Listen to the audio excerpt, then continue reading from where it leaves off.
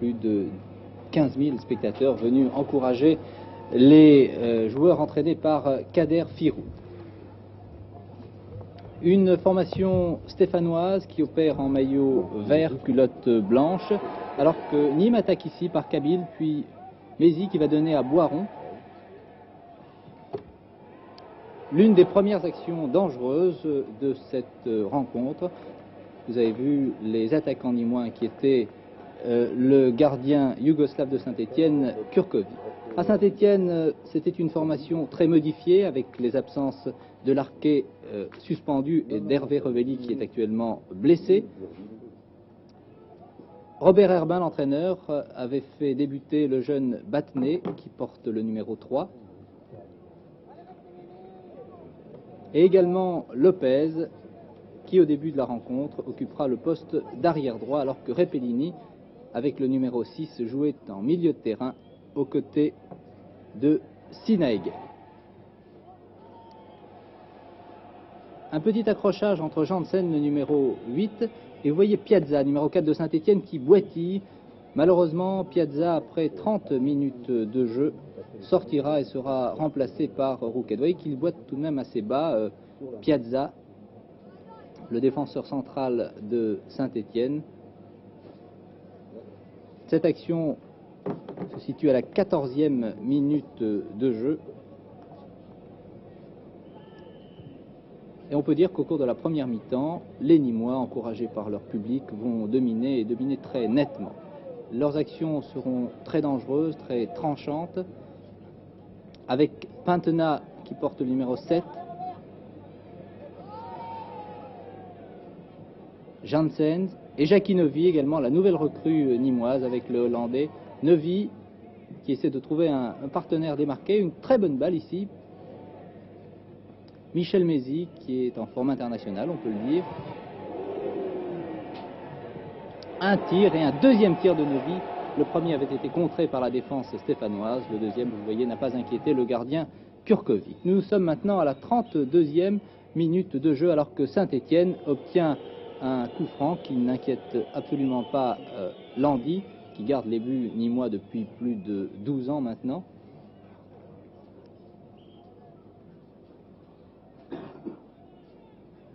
Kabil, l'un des vétérans du football français, plus de 34 ans, 35 peut-être maintenant. Et en tout cas, l'un des meilleurs arrières du championnat de France de première division. Un coup franc pour les Nîmois accordé par l'arbitre M. Verbeek, qui convoque, vous voyez, deux joueurs, Janssen le numéro 8 et Battenet le numéro 3 de Saint-Étienne,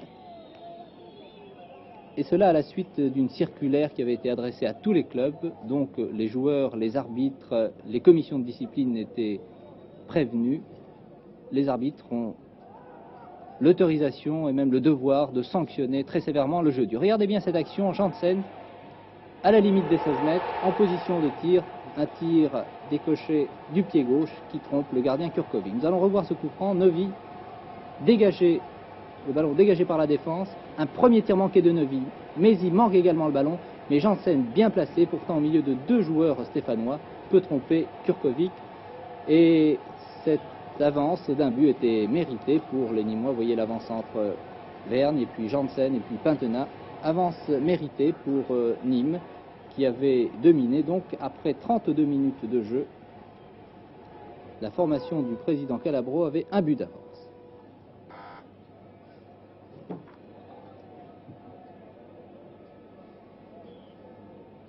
C'était donc bien parti pour l'équipe de Kader Firoud, qui occupait seule la première place au classement de la première division. Pourtant, les Stéphanois vont avoir la possibilité d'égaliser sur cette action. Patrick Revelli reprenant de plein fouet un ballon aux 10 mètres, mais l'arbitre refusait ce but pour hors-jeu très net, effectivement, du numéro 7 de Saint-Étienne, du numéro 13 de Saint-Étienne, Hervé Revelli, l'ailier droit, Patrick Revelli, l'ailier droit. Donc, but refusé par M. Verbeek, et Landy pouvait dégager pour son équipe qui avait donc Je vous le rappelle, après 33 minutes de jeu, un but d'avance.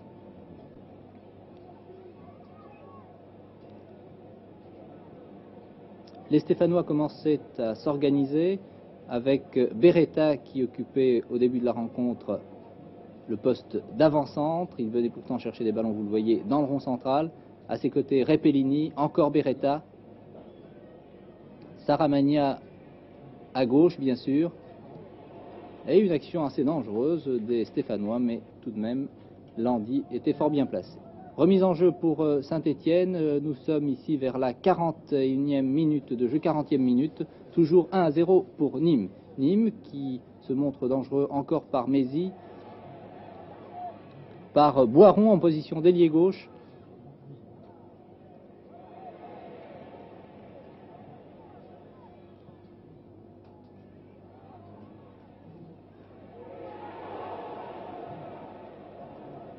Vous voyez que la défense stéphanoise est pressée dans les buts de Kurkovic. Mais les jeunes Mercadier, Lopez, Repellini, encore Novi, qui a la possibilité de donner un bon ballon à l'un de ses partenaires, mais finalement contré par la défense stéphanoise. Contre-attaque de Saint-Étienne. Beretta. L'arbitre laissant jouer, Beretta qui tire. Mais Landy bien placé, vous voyez, ce tir n'a pas inquiété le gardien nîmois. Les minutes passent et après 40 minutes de jeu, donc, Saint-Étienne avait toujours ce but d'avance, réussi par sa nouvelle recrue Janssens, qui était la saison dernière meilleur buteur du championnat en Hollande. Un changement noté par l'arbitre M. Verbeek, la rentrée de Rouquette à la place de Piazza, qui était donc blessé depuis le début de la rencontre. Rouquette, que vous allez voir jusqu'à la fin de cette rencontre, porte le numéro 15. Il avait déjà disputé un match avec l'équipe première de Saint-Étienne, occupant le poste d'ailier droit. Et de ce fait, Robert Herbin sera obligé de modifier sa défense, faisant passer Repellini au poste d'arrière droit et Lopez en défense centrale aux côtés de Mercadier. Mercadier, le nouvel international, le nouveau sélectionné de Stéphane Kovacs, a d'ailleurs fait un très bon match. C'est un joueur qui s'affirme après chaque rencontre. Lopez.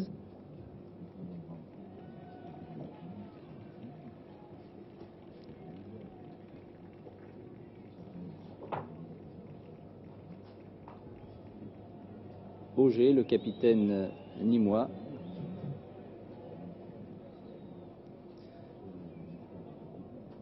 Une équipe nîmoise qui a attaqué ce match vraiment à 100 à l'heure et qui fera d'ailleurs une excellente première mi-temps.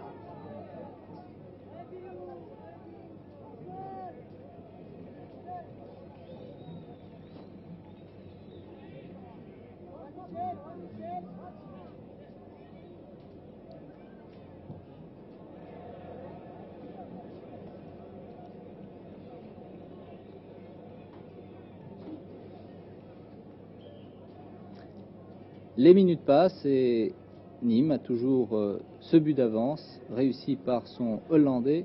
Un nouveau coup franc ici que tire Boiron.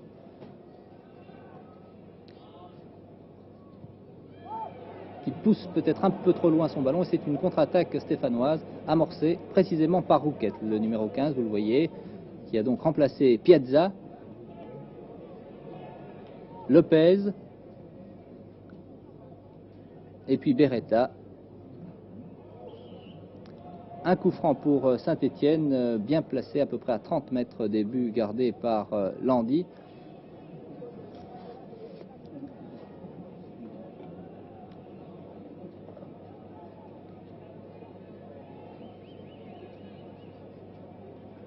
Regardez bien ce coup franc, je vais vous parler du jeu dur et d'une circulaire adressée aux joueurs et à tous les clubs.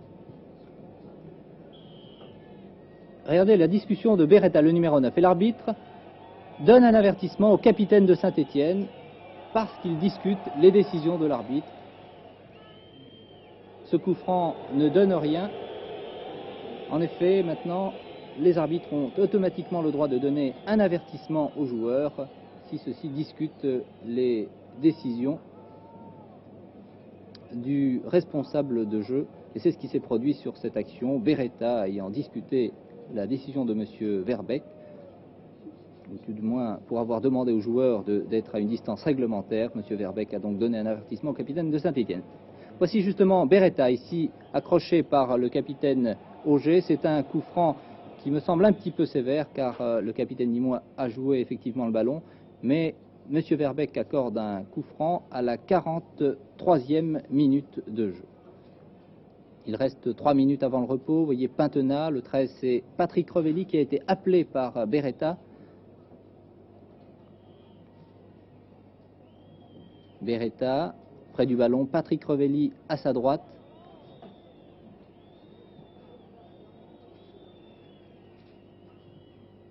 Un tir splendide décoché par l'ailier droit de Saint-Étienne, Patrick Revelli, remarquable. Nous allons revoir cette action, la faute sur Beretta, et c'était donc l'égalisation pour Saint-Étienne. Faute sur le capitaine de Saint-Étienne. Nous allons revoir ce coup franc très précis et très puissant décoché par Patrick Revelli.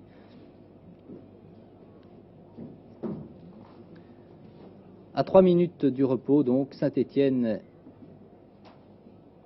égalise.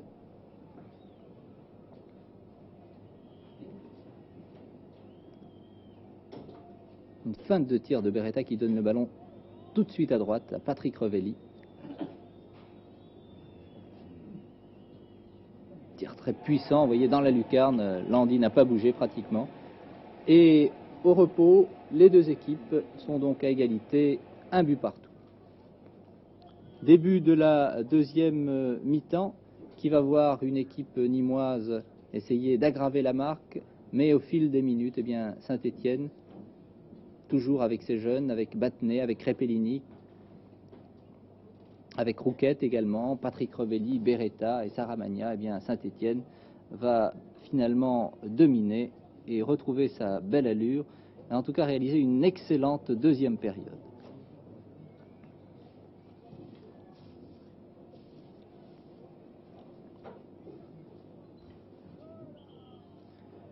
En début de match, les Nîmois vont avoir plusieurs occasions dangereuses, par Mézy notamment, Jacquinovi qui donne sur la droite à Pintena.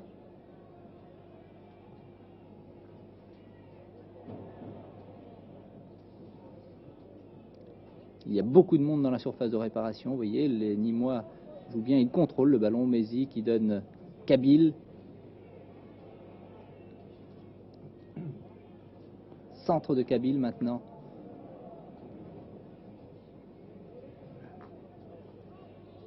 Toujours le ballon au Nîmois qui domine.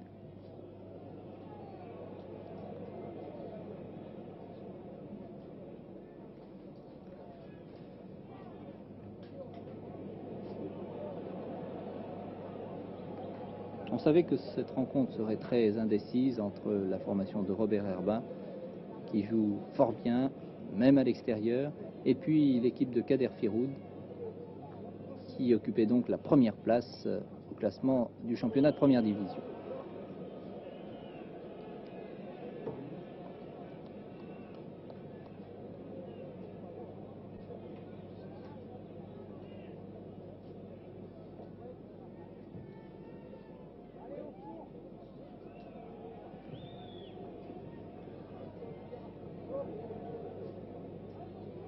Saramagna aux prises avec Boissier, l'arrière droit nîmois, qui porte, vous le voyez, un pansement au bras droit. Il avait été blessé il y a quelques semaines, mais il a pu tenir sa place au cours de ce match contre Saint-Étienne. Pintena, et là les Nîmois vont avoir une très très belle occasion. Un tir de Mézy, vous voyez, contré par un défenseur et peut-être même par l'un de ses partenaires. C'était presque le deuxième but pour Nîmes, mais finalement c'est Saint-Étienne qui contre-attaque par son arrière gauche Farison. Et Beretta, chargé par Kabil. Beretta qui a d'ailleurs fait un excellent match.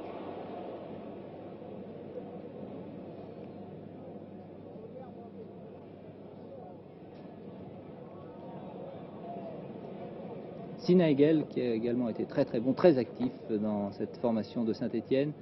Patrick Revelli.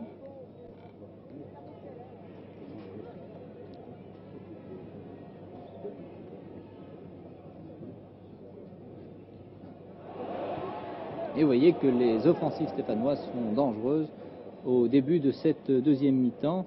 Nous sommes à la 54e minute de jeu et c'est un corner concédé par la défense nîmoise.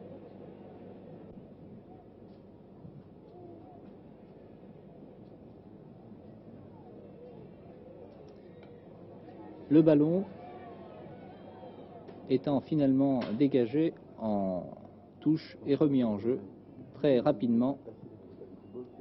Contre-attaque encore de Saint-Étienne, toujours par Farison à la 55e minute de jeu. Regardez Farison, Sinaegel,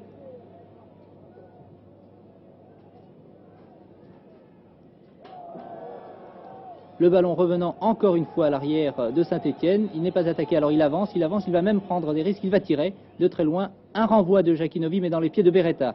Un tir splendide de l'ailier gauche de Beretta, du pied gauche, remarquable, de 25 mètres, qui trompe le gardien. Regardez bien le renvoi de Novi dans les pieds de Beretta.